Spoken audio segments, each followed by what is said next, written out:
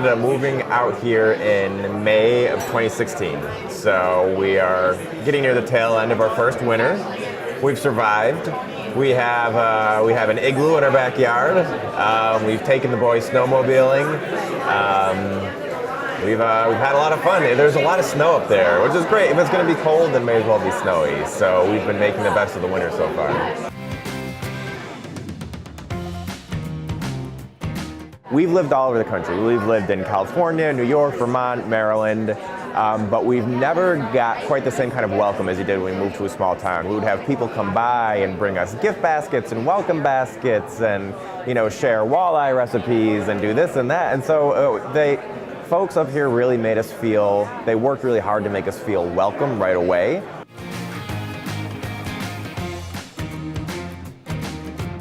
We were living in a cramped little row house outside of Baltimore, and so it's funny when you put kids in a larger place, you can almost watch the little brains expand, and just watching them grow and just watching them interact with each other and interact with this much larger, just expansive environment that they have now makes such a huge difference.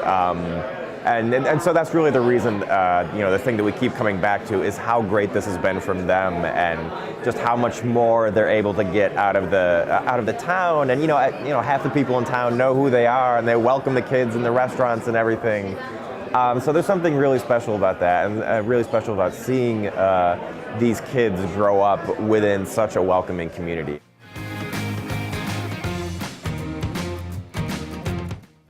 Can you do your job remotely and be realistic about it? And if your job is amenable, if most of your work is done on the internet or on the computer, you can probably do it remotely. And then the question becomes, how do you market that idea to your boss, to your workplace, and kind of devising a plan for yourself to kind of make that pitch.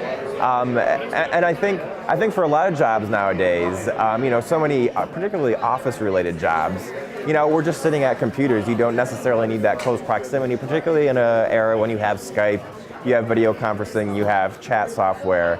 So there's really a whole lot of opportunity for us. I think it's just a question, in a lot of ways, of just expanding the universe of what we think of as possible with our jobs.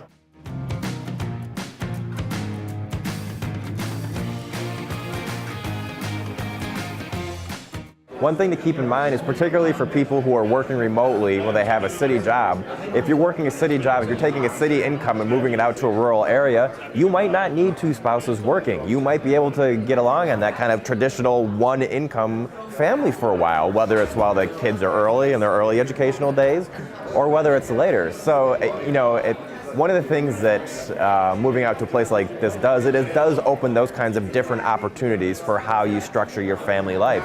Maybe you don't need two income earners. Maybe you just need one income earner. Maybe you just need one full-time and one part-time. When you're in a place like this, it opens a lot of other possibilities.